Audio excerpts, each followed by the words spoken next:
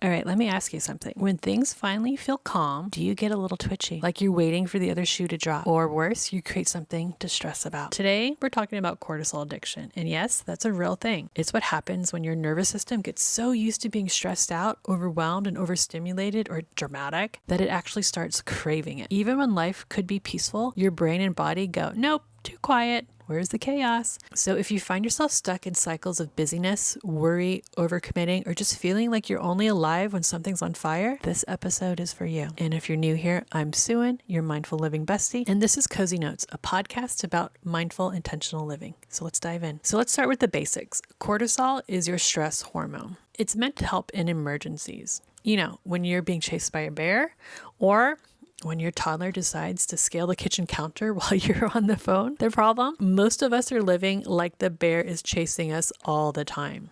We're stuck in this constant on state, high alert, tight chest, racing thoughts, running from one thing to the next. And because our bodies adapt, that high cortisol state becomes our normal. After a while, calm starts to feel boring. Silence feels suspicious. In peace, it almost feels uncomfortable. So we subconsciously find ways to stir things up again. We check our email at 10 p.m. We pick fights with our partners about nothing. We scroll until midnight looking for something, anything to react to. And that's cortisol addiction. Your body is used to the chaos. So when things slow down, it panics a little. So signs you might be addicted to the chaos. Let's see if any of these sound familiar. You feel uneasy when things are calm, like something must be wrong. You keep your schedule packed, even when you don't have to. You create drama without meaning to. Maybe it's doom scrolling. Maybe it's overthinking. Maybe it's stepping into other people's messes. Or maybe it's just creating drama where there doesn't need to be. You can't sit still or rest without feeling guilty. You're constantly checking your phone, your inbox, your to-do list, and you get a little rush from being busy, needed, or in demand. And if you're nodding along to most of that or any of that, it's okay, because you're not broken. Your body just got used to living in survival mode. So a few big reasons why this happens. First, there's conditioning. Many of us grew up in environments where being on edge was normal, or where being useful and productive was how we felt safe or loved. Then there's hustle culture. Society glorifying being busy. We've been told rest is lazy, so we chase productivity to feel worthy. And finally, there's physiology. Adrenaline and cortisol can mimic energy. When you're stressed, you feel alert, focused, sometimes even powerful. But that's not sustainable energy. It's depletion in disguise. And over time, it exhausts your body and brain.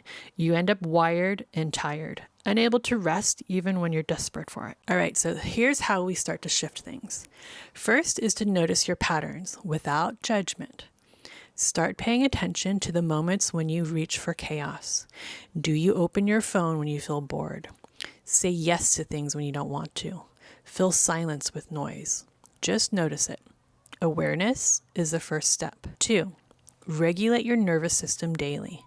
That doesn't have to be complicated, like go for a walk, take a few slow breaths, do some gentle stretching, take a cold shower, or splash cold water on your face, put your feet in the grass, anything that signals to your body, hey, we're safe. 3, practice being with nothing.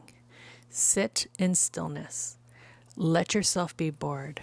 That discomfort, that's your nervous system recalibrating. You're teaching your body that calm is safe again. 4, schedule white space on purpose. You don't have to fill every hour. Leave blank time in your calendar. Protect it like it's sacred, because it is. 5, stop saying yes just to feel needed. You don't have to prove your value by doing more. You're valuable just by existing. 6, reframe rest as productive.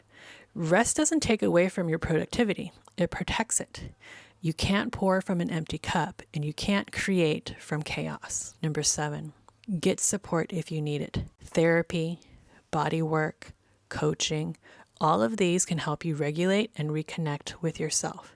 And remember, the goal isn't to eliminate stress. Stress is a part of life, but it's to stop living in it. And remember, peace can feel unfamiliar at first, especially if you spent years surviving in chaos.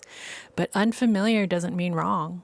It just means you're learning what safety actually feels like. You don't have to earn your rest. You don't need drama to feel alive.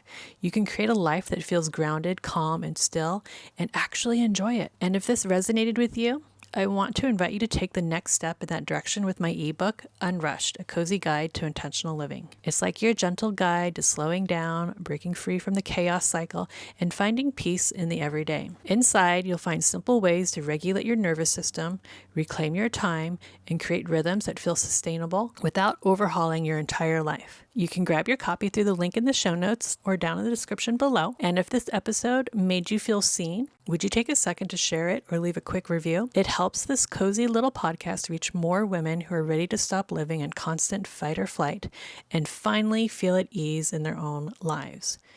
So take a deep breath. You deserve it. Ciao.